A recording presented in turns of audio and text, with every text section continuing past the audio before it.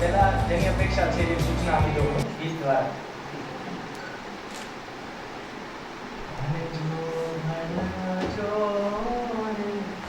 ભાઈ મારા ભણજો શીખજો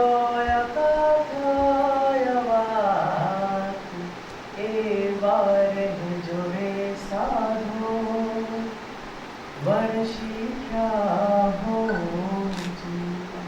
આહા એ વાર જોડે સાધો વર શીખ્યા હો. માઇક પર બતાવો.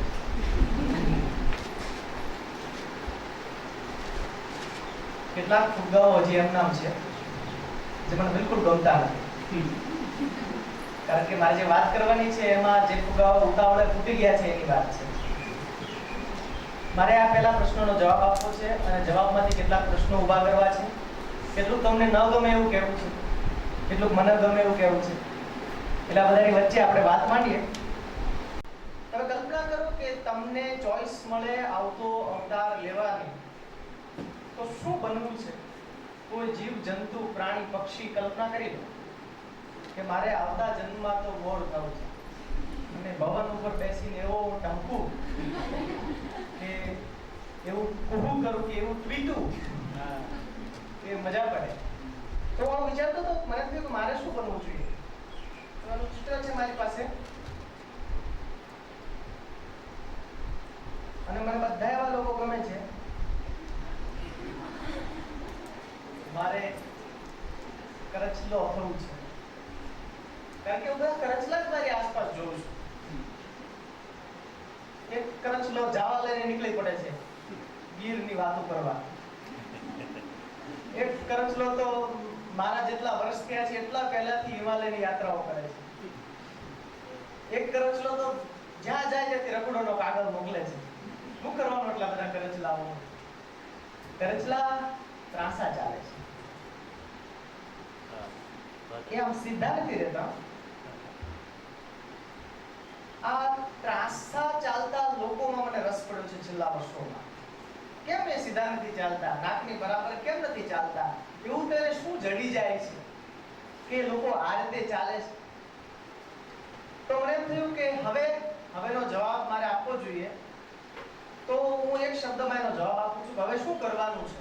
અને જ્યારે જવાબ આપું છું ત્યારે હું પણ એ દિશામાં ચાલવાની નાનકડી સ્નેલ ગતિએ કોશિશ કરું છું. આપણે સૌએ હવે શું કરવું જોઈએ, શું કરવું છે? તો મને એમ લાગે છે કે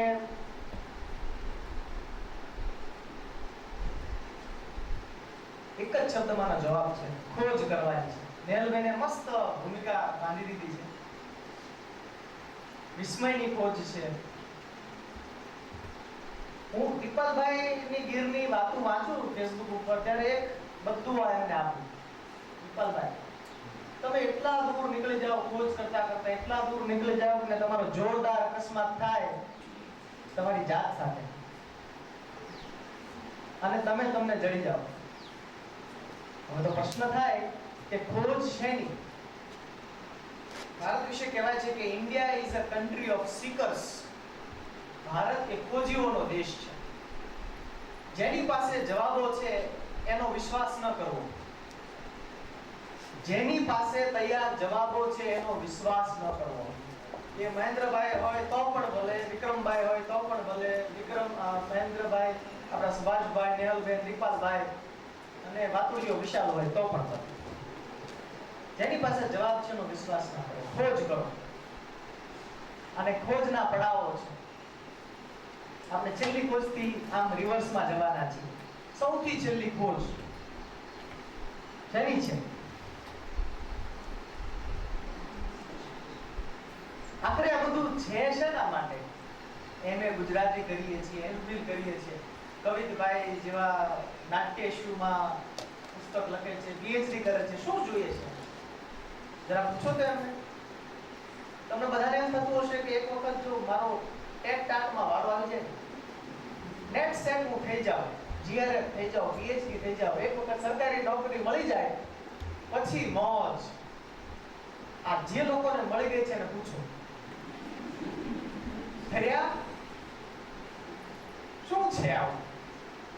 તો આ બધા તરછલાનો મળું છું, પૂછું છું કે એવું શું છે જે વ્યક્તિગત શાંતિ અને સુખાકારીનો અનુભવ કરાવે છે? એવું શું છે?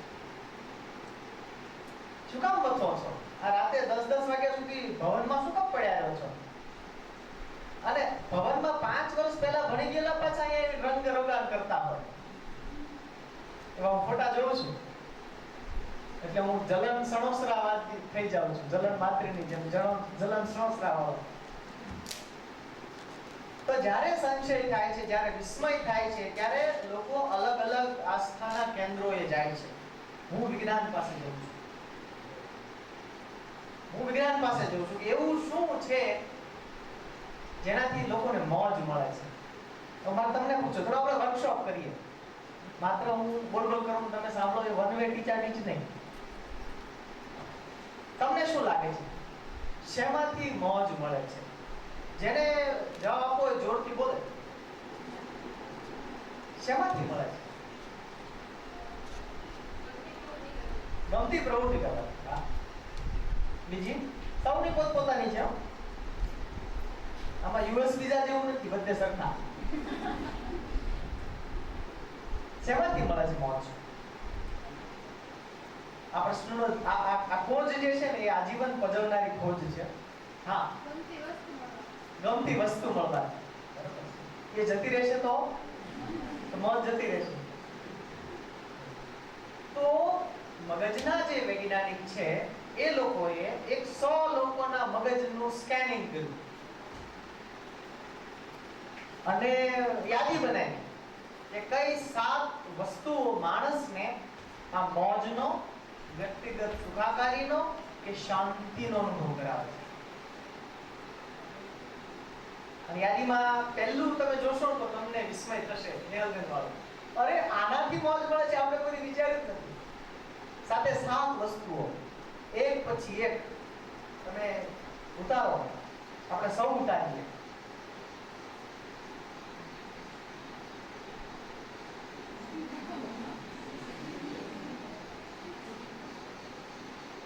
નેહલબેને વાત કરી કે કોઈ ફ્રેમમાં જીવવું એ મુશ્કેલીદાયક છે, પીડાદાયક છે. અને હું આજે તમને 3+1 4 ફ્રેમવર્ક વિશે વાત કરવાનો છે. આ છે પહેલું ફ્રેમવર્ક. સારી ઊંઘ જોતી છે તો જે ગમતી પ્રવૃત્તિ ન મળે છતાંય સારી ઊંઘ આવે તો કંઈક જડ્યું છે ખોજમાં, એમ વિચારો. બીજું કે છે લોકોની વચ્ચે રહેનાર લોકો લાંબુ અને સ્વસ્થ જીવે છે. મિત્રોની વાત કરીને સરસ, તમે બધા એક પરિવાર તરીકે આ ભવનમાં રહો છો. લોકોની વચ્ચે રહેવું, અમે લોક ભારતીમાં લોક શબ્દ વારંવાર ગાયા કરીએ છીએ, જે લોકોની વચ્ચે રહે છે. સુભાષભાઈ સાથે પહેલી વખત હું મળ્યો 3 વર્ષ પહેલા. એ બહુ સરસ જમતા અમે ચાલતા હતા અને એને વાત કરી. મને કેવો ખોટો હતો કે આધ્યાત્મિક યાત્રા એકલ પંડે થાય. સામાજિક નિસ્બત ભળે છે સુભાષભાઈ, પણ બરાબર યાદ છે. એમ કે છે કે એમાં સામાજિક નિસ્બત ભળે છે ત્યારે એક આખું એક પ્રજ્વલિત થાય છે યાત્રા. તો લોકોની વચ્ચે રહેવાથી વિચાર કરજો, આઈ મી એન્ડ માયસેલ્ફ વાળા લોકો છીએ આપણે કેટલા લોકોની વચ્ચે રહીએ છીએ. ફેસબુક પર મોટું ઝુંડ ધરાવનાર વ્યક્તિ બાથરૂમમાં એકલો રડે છે. લોકોની વચ્ચે છીએ. આધ્યાત્મિક અભિગમ, સુસાઇડ કરનારા લોકો માં એક કોમન જે વસ્તુ નીકળે છે એ છે એ લોકો આધ્યાત્મિક એનું ઓરિએન્ટેશન નથી, એનો અભિગમ નથી.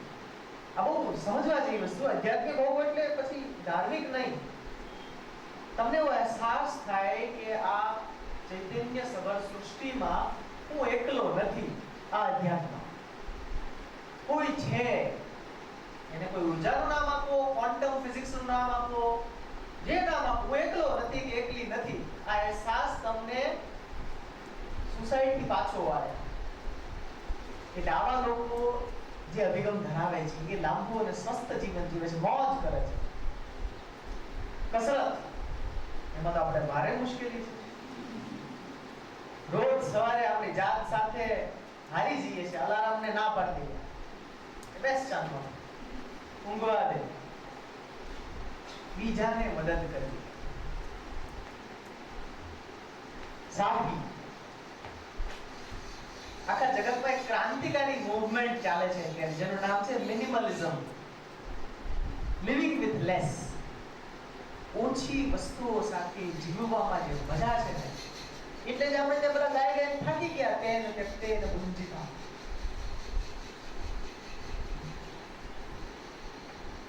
જે નિરંતરે વાત કરી અમે ચર્ચા કરતા હતા, ખીચડી જેવું છે ભાઈ, આ તો જે ચોટે દાજી. ગીતાની ભાષામાં સ્ત્રીત્વ પત્ર કહેવાય તો કયો, બાકી ખીચડી જેવું છે. આઈડેન્ટિફાઈ કરો, સુભાષભાઈ સરસ સમજાવ્યું. આઈડેન્ટિફાઈ કરો છો તમે તમારી જાતને કે આ એટલે આવું. તો તમે જ્યારે સાદગીથી જીવો છો ત્યારે તમારા માઇન્ડને ડીક્લટર કરો છો. એટલે કેટલા બધા લોકો 6 BHK માંથી 1 BHK માં પોતાની ચોઇસ થી જઈ રહ્યા છે, વેચીને પોતાની ગાડીઓ વેચીને પબ્લિક ટ્રાન્સપોર્ટેશનમાં જઈ રહ્યા છે. શું કામ? કારણ કે સ્ટ્રેસ નથી લેવો. જેટલી વધારે વસ્તુ એટલી મેન્ટેન કરવાનો સ્ટ્રેસ, એની સુરક્ષાનો સ્ટ્રેસ, કોક મારો અકાઉન્ટ હેક કરી જશે એનો સ્ટ્રેસ. તો જીવન જીવાય છે કે સ્ટ્રેસ લેવા? શ્રેષ્ઠતાની ખોજ. મને લાગે છે આ કરચલા જે છે ને કે હજી ઠર્યા નથી, કારણ કે એને એવું છે કે હજી આ ધીસ ઇઝ નોટ ઇટ, હજી અહીંયા પૂરું નથી, માઇલ્સ ટુ ગો. હજી તો આગળ કદાચ આપણે જ્યાં મીઠી વીરડી લાગે છે હજી ખોદી હાલો, નીકળ્યા જ કરે. આ શ્રેષ્ઠતાની ખોજ જે છે ને એ મજાનો અભિગમ છે, એ તમને ક્યાં લઈ જાય. હવે તમે એમએ ગુજરાતી થયા, તમને કેમ ખબર પડે કે તમે શ્રેષ્ઠ એમએ ગુજરાતી થયા? ગુજરાતની કેટલી બધી યુનિવર્સિટીમાં ચાલે છે. તમે શ્રેષ્ઠ થયા તમને ખબર કેમ પડે? તમે શ્રેષ્ઠ મહેંદી મૂકો છો, કોઈ શ્રેષ્ઠ રસોઈ બનાવે છે, પણ એ તો આપણે માનીએ છીએ ને. वो तो हम कह रहे हैं आई एम द बेस्ट. એવું છે? ખરેખર એવું છે? એની એસિડ ટેસ્ટ છે. એક હું તમને ટૂલ આપું છું. કાયમ જ્યારે તમને એવું લાગે કે હવે હું શ્રેષ્ઠતાના શિખર પર છું, ત્યારે ટૂલ અજમાવી જુઓ તમે કે ખરેખર શ્રેષ્ઠ છે કે કેમ.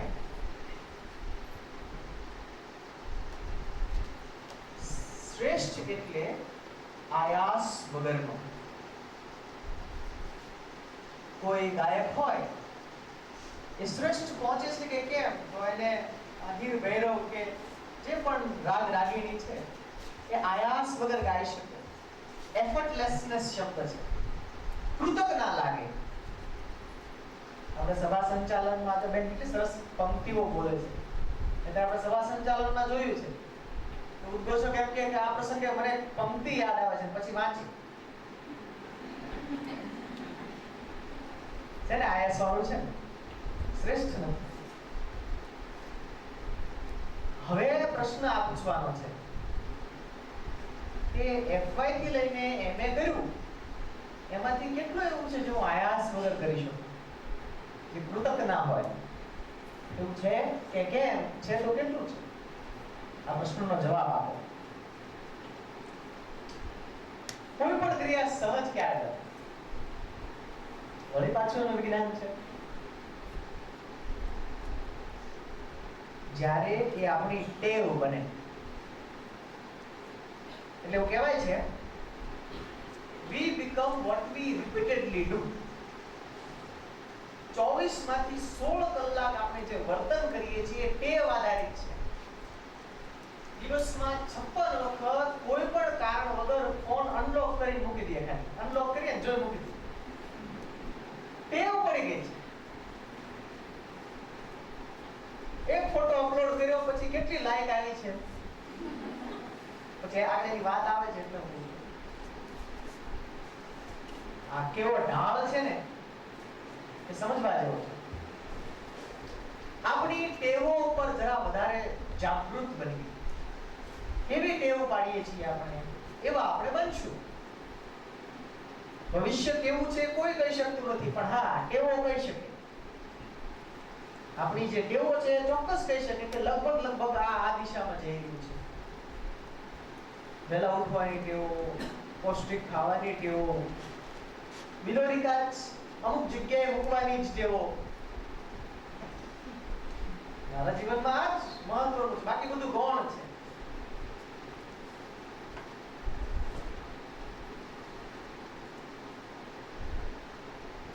ટેવ કેવી રીતે પડે? શિસ્તમાંથી.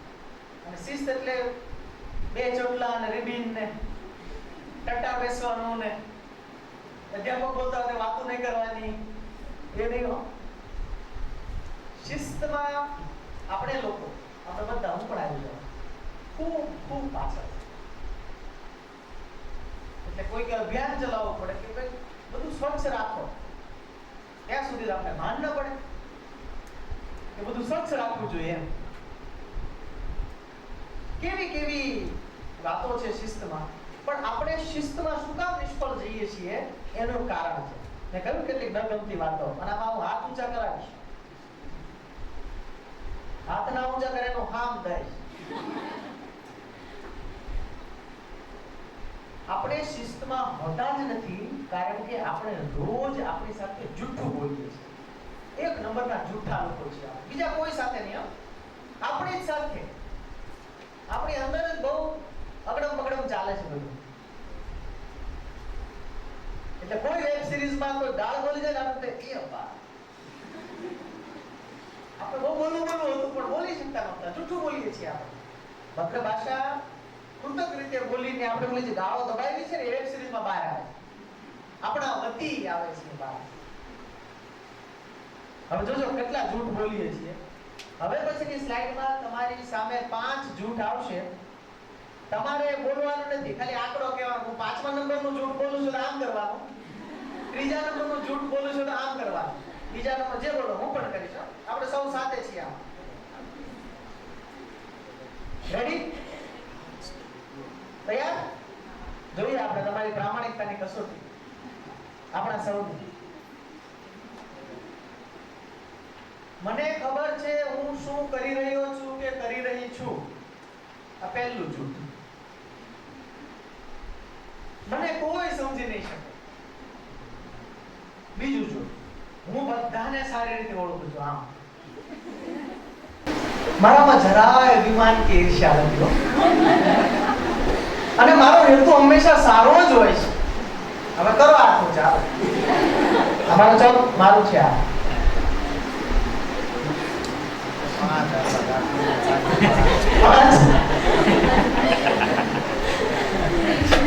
શિસ્તમાં કેમ આવું? અહીંથી શરૂઆત થાય શિસ્તમાં આવવા માટે. જો હા, ધીમે ધીમે થાય છે. વાહ, શાબાશ શાબાશ, બહુ અચ્છા,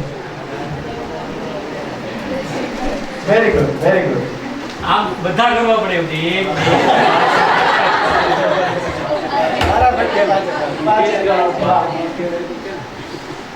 અને બહુ લાંબી યાદી હજી સુભાષભાઈ આપી શકે, કારણ કે એ અનહદ બાની જે કરે છે મજા પડે છે. તો હવેનો બીજો જવાબ આ છે. આપણે આપણી સામે જેટલું જૂઠ બોલીએ છીએ પકડી પાડીએ, જાતને છેતરીએ. આપણને ખબર જ હોય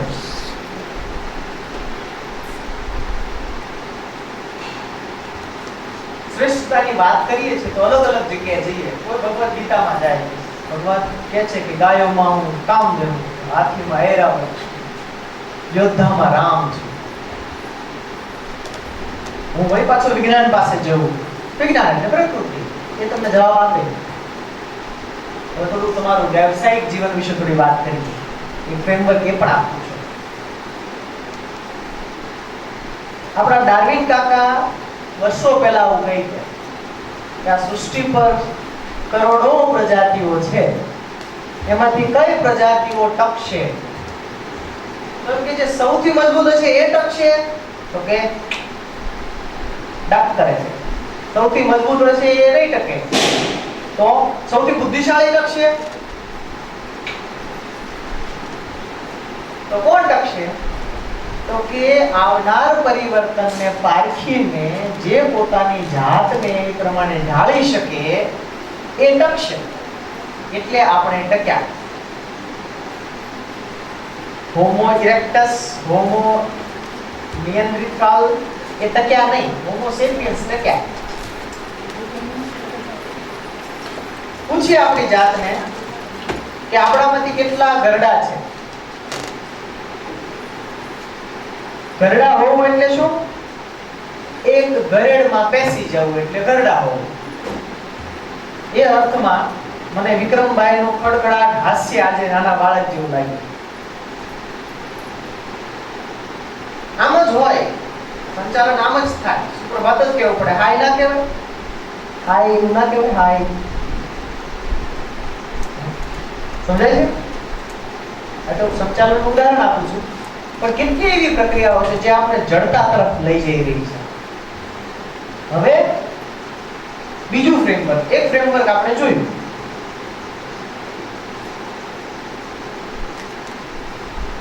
જે કરચલાઓ મોજ કરે છે અને 21મી સદીમાં મોજ કરવાના છે, એમની પાસે આ 6 વસ્તુઓ છે. વળી પાછા આપણે થોડો વર્કશોપ કરીએ. પહેલી વાત છે એ છે ઉત્તમ અભિવ્યક્તિ. તમારી પાસે શ્રેષ્ઠ, હા શાબાશ, તમારી પાસે શ્રેષ્ઠ વિચાર છે, પણ એ વિચારને સમજાવવાની, એ વાતને રજૂ કરવાની શ્રેષ્ઠ અભિવ્યક્તિ છે કે કેમ? શ્રેષ્ઠ અભિવ્યક્તિ બંને અર્થમાં, બહિર્ગામી ને અંદરની બાજુ. કેમ કે અંદર સમજાવવું પડતું હોય છે બહુ, તો છે કે કેમ? બીજું, સાથે કામ કરવાની વૃત્તિ. આટલું સુશોભન એમના એકલા છે તો થયું નથી.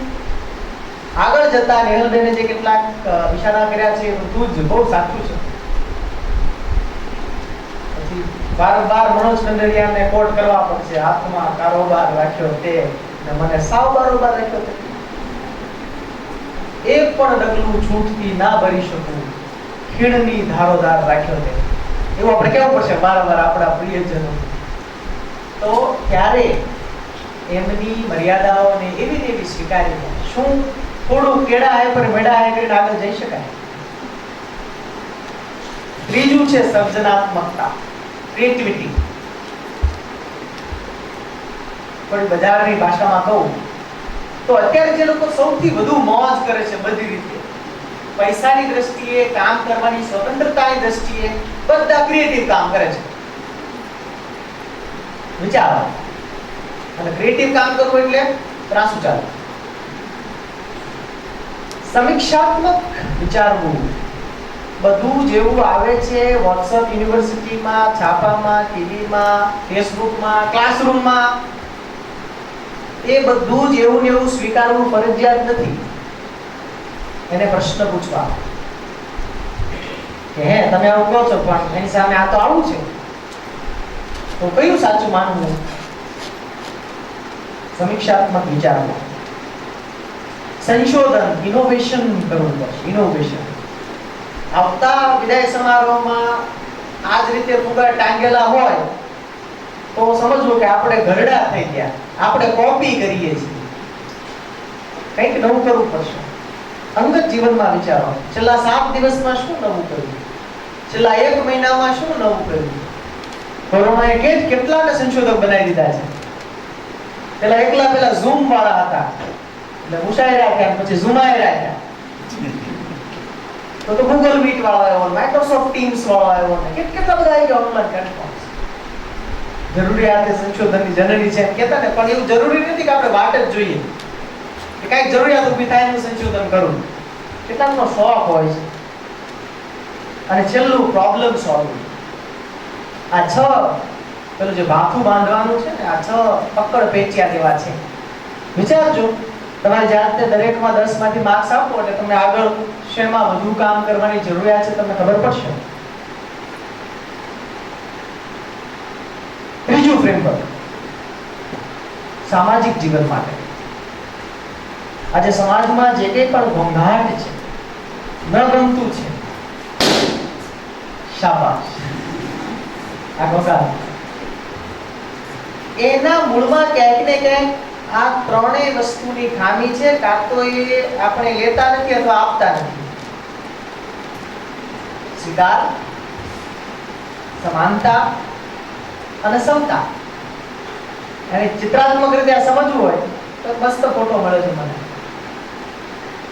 આ જુઓ, આ સમાનતા, બધાને એક સરખું આપી દો તો આનું શું? સમતા, જેને જેટલી જરૂર છે એટલી આપો, પણ તોય વાળ તો રહી. સ્વતંત્રતા, ખરેખર ફ્રીડમ હોવું જોઈએ, લિબરેશન લખ્યું છે, પણ આપણે તો અહીંયા છીએ અને કાંઈ જરૂર નથી તો કેટલા ડબકલા ઉપર ઊભો છે અને આને બિચારાને ખાડામાં નાખી દીધો છે. ભારતમાં દર વર્ષે માત્ર 100 માંથી 17 વ્યક્તિઓ કોલેજ કક્ષાએ પહોંચે છે. 17 જ. માસ્ટર્સ લેવલ એથી ઓછા, છોકરીઓ તો સાવ ઓછી. તમને એવી સુવર્ણ તક મળવાની છે જે સમાજમાં તમે આ આપણા સમાજને આવો બનાવી શકો. જ્યારે તક મળે, જે પોઝિશન પર હો, ત્યારે આપણો સૌનો સહિયારો પ્રામાણિક પુરુષાર્થ આ દિશા તરફ હોવો જોઈએ. આ ત્રીજું ફ્રેમવર્ક. આ ત્રણેય ફ્રેમવર્ક પામવા જતા સૌથી મોટો એક પડકાર છે તમારી સૌની સામે, આપણા સૌની સામે, અને એ છે વૈચારિક સ્વાતંત્ર્ય જાળવી રાખવાનો પડકાર. શું કામ ખબર છે? ફ્રી વાઈફાઈ છે એટલે.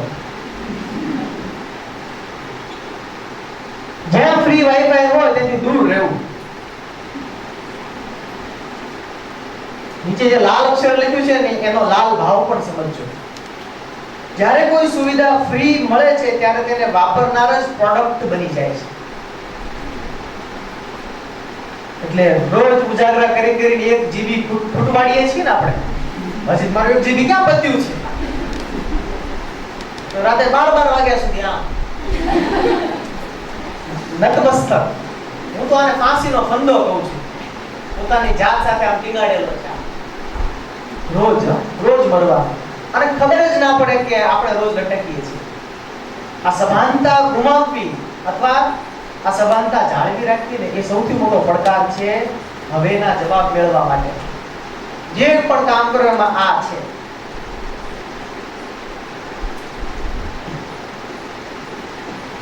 તમને એમ લાગે છે કે ફેસબુક પર તમે જેને ફ્રેન્ડ રિક્વેસ્ટ મોકલો છો એ તમારી પસંદગી છે? તમને ખરેખર એમ લાગે છે કે YouTube પર તમે જે વિડિયો જોવો છો તમારો ડેટા પ્લાન છે એના લીધે તમે જોવો છો? તમને ખરેખર એમ લાગે છે કે તમે જેને મત આપો છો એ તમારી પસંદગી છે? લાલ હાથ એ રાજકીય છે ને બ્લુ હાથ સોશિયલ મીડિયા છે. તમે જો સંબંધો, બધી પ્રક્રિયાઓ કેવી રીતે ચાલી રહી છે. આ બધાની વચ્ચે જીવવાનું છે, માત્ર શ્વાસ નથી લેવાનો. અસરકારી કામ કરવાનું છે, સરકારી નહીં માત્ર.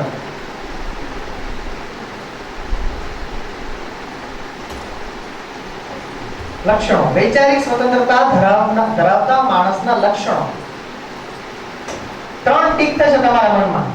એક મેં મોકલ્યું, 2 ટીક થાય તો તમને મળ્યું, અને બ્લુ થાય તો તમે જોયું. અન્યને સ્વતંત્રતા આપી શકો. મારા ભાઈઓ માટે ખાસ, જે જીવન સાથીને પરણવાના છે, અને તમે આ સભાનતા પણ બહુ ખતરનાક છે. હું એને નોકરી કરવા દઈશ. અરે તમને કોણ અધિકાર આપ્યો? પ્રશ્નો પૂછે, વૈવિધ્યસભર વાંચન અને સતત મનન કરે. સાહિત્યના વિદ્યાર્થીઓ મારા સહિતના સાહિત્ય સિવાયનું વાંચતા ન હોય એટલે એકાંગી બની જાય. એટલે એના જીવન પ્રત્યેની અપેક્ષા પણ સાહિત્યિક જ રહે. સવારમાં કુમળો તડકો આવે ને પીયુને અંગૂઠો મરડીને જગાડવાના. શાહબુદ્દીનભાઈ કે આ બધું સાહિત્યમાં હોય. વૈવિધ્યસભર વાંચન, સંવાદ કરી શકે. વિચારો થોપે નહીં, માત્ર સંવાદ કરે. વ્યક્તિ વિચાર કે ટેકનોલોજીની ગુલામી ન સાકે. વ્યક્તિ વિચાર કે ટેકનોલોજી કોઈની પણ ગુલામી શા માટે? સોનાનું હોય તો પાંજરું જ છે ને. ગાંધીની હોય તો વિચારધારા જ છે. સતત શીખતા રહેવાનું વલણ અને એમાંથી નિપજતી નમ્રતા. આ નમ્રતાની ખોજ જે છે ને એ આજીવન મોજ કરાવે. ટીપું ટીપું એમાંથી આમ જરા કરે અને મજા આવે. સૌના ભલામાં મારું ભલું એ સિદ્ધાંત આચરે, માત્ર માને સ્વીકારે એમ નહીં.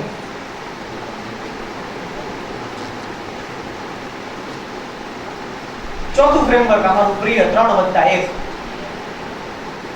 કોઈ ફ્રેમવર્ક નહીં દોસ્ત. નાફરમાની, ના પાડવાની. નો મીન્સ નો. આદર સાથે, વિવેક સાથે ના પાડવાની. કારણ કે બધાય આ જગતમાં તમે જેટલું નવું જોવો છો, સર્જનાત્મક જોવો છો, એ નાફરમાની કરનારા લોકોએ કરેલું છે. હા પાડનારા લોકો તો હજી એમના ચાલ્યા જ કરે છે. આ તમે કહેવાય સાહેબ સાહેબ ના પાડવાનું કે નહીં. કારણ શું ખબર? કારણ કે નાફરમાની કરનાર વ્યક્તિ જગતને જુદી રીતે જોતા, સમજતા, જીવતા શીખે છે. અને જગતને એની સમગ્રતામાં કોઈનો ઉછીનો લીધેલો વિચાર નહીં, એ પ્રેમનો હોય કે જીવનનો હોય, પોતે ટેસ્ટ કરે. મેં અનુભવ્યું છે, આવું છે ભાઈ. દર કથામાં પ્રિયજનમાં જે કીધું હોય, મારા પ્રિયજન વિશે મને આવો અનુભવ થયો. 32 મિનિટ થઈ છે, એટલે આપણે તમને સૌને ભવિષ્યમાં કરચલા જેવી કુશળતા મળે એવી આ પ્રકૃતિને પ્રાર્થના. અને મેં જે ગીતનો અંતરો ગાયો એનો છેલ્લો અંતરો પાછો ગાઈશ ફરજિયાત. તમારે સાંભળવો પડશે, કારણ કે આ મારી ભાવના છે તમારા સૌ પ્રત્યે. મળજો મળજો રે ભાઈ મારા, મળજો. ક્યાં ક્યાં લેશું અવતાર, એવા રહેજો રે સાધો. વણશું ક્યાં હો આહા, એવા રહેજો રે સાધો. વણશું ક્યાં હો. Thank you.